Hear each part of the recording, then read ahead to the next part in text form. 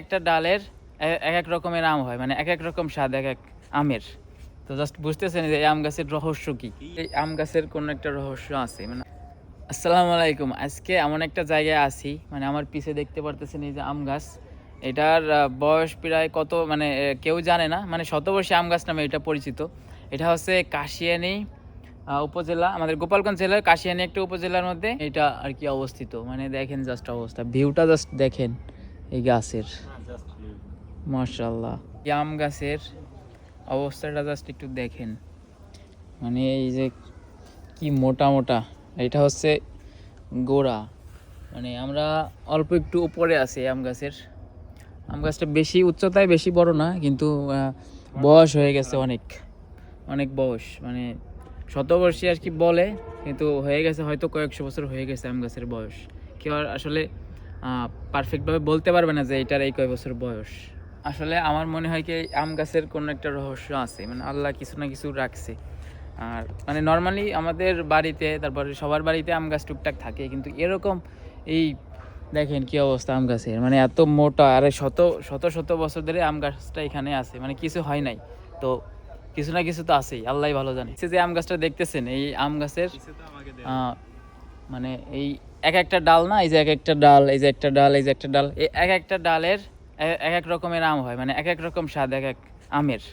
তো জাস্ট বুঝতেছেন যে এই আম গাছের রহস্য কি, একমাত্র আল্লাহ ভালো জানে যে এর রহস্য কি। শতবর্ষী আম গাছে এখানে মানে এখানে প্রেম প্রীতিও চলে।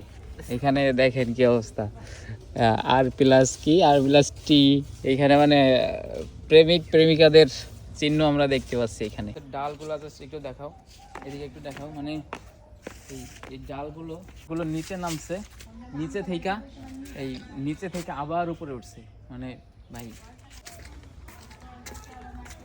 এই হচ্ছে আম গাছ। এটা বট গাছ ভেবে কেউ ভুল করবেন।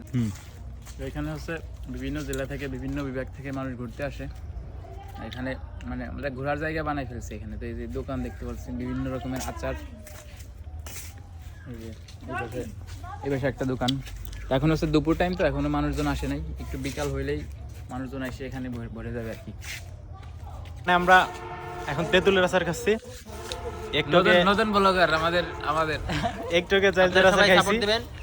এখানে ভালোই আচার টাচার পাওয়া যায়, সাপোর্ট করলে সাপোর্ট পাবেন ব্যাক টু ব্যাক 100%। আরে না, পোজ দাও।